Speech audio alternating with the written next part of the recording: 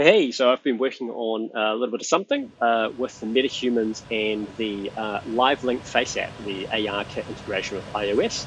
On the left-hand side, we've got the default out of the box where you chuck a Metahuman into Unreal and hook it up with Live Link Face. And on the right-hand side is my custom setup that takes the AR kit data and maps it to the Metahuman curves.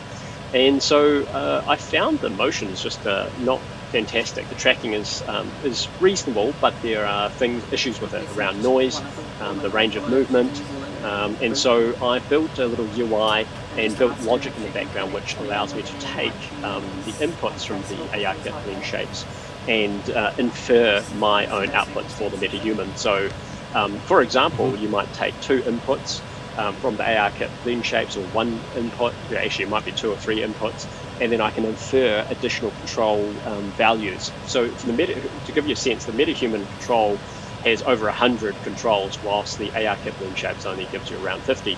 So you've got a whole bunch of additional controls that you could use to get a sort of more subtle or fine performance out of the MetaHuman.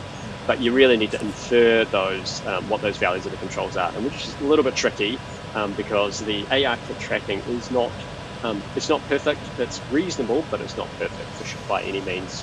Moving some of the jaw points causes the eyes to move as well, which is not fantastic. So some of those things I've tried to counter using some logic, but you can't iron it all out.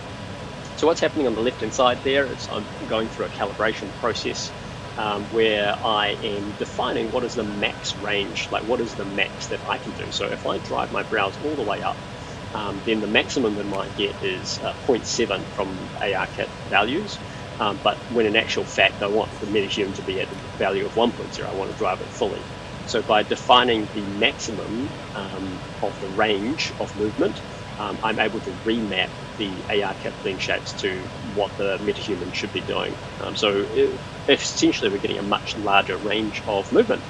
The other thing that I've got going on in the background is we're smoothing some of these curves. So for small noisy movements, they're filtered and smoothed out. For the large movements, we're unfiltered and we're able to still get those large movements. A lot of tuning needs to be done there, and I really haven't done a lot of it, to be honest. So there's a lot of room to play with this.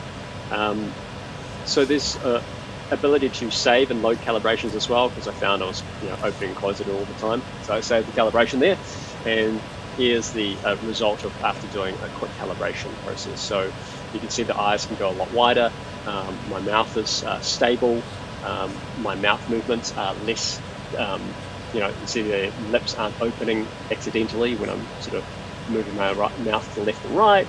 When I'm doing a face scrunch, we're getting more wrinkles, we're getting a more expressive sort of, facial expression.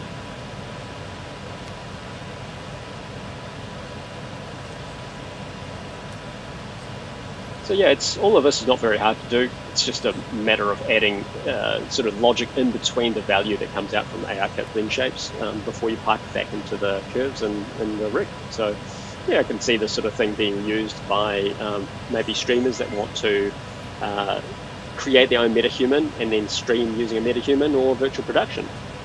Well, thanks for watching.